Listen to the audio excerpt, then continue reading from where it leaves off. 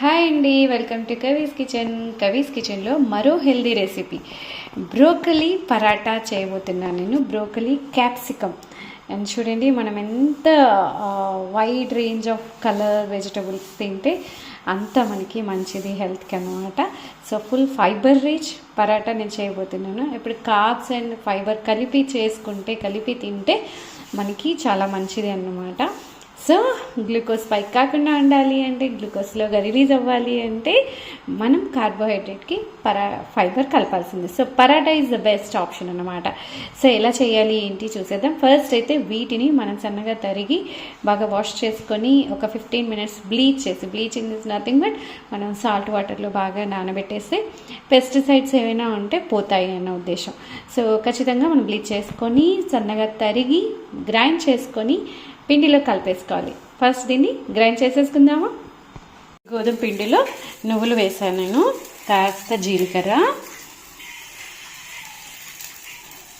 And పసుపు, చిటికెడు పసుపు అండ్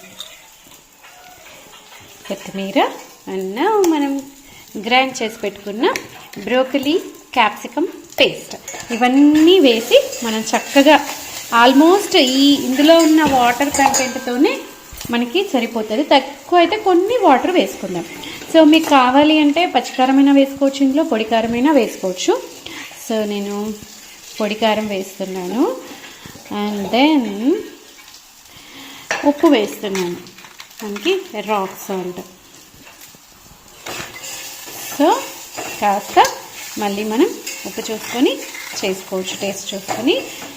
సో మన హెల్దీ బ్రోకలీ క్యాప్సికమ్ పరాటా చేసేద్దాం మరి.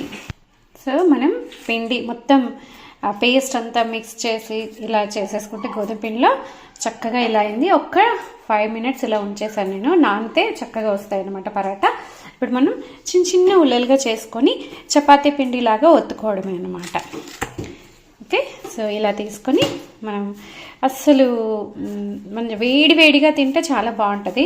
దీనికి మనం ఏదైనా చట్నీ చేసుకోవచ్చు, లేదన్నా ఊరికే ఉట్టి పరాటాలు కూడా తినొచ్చు.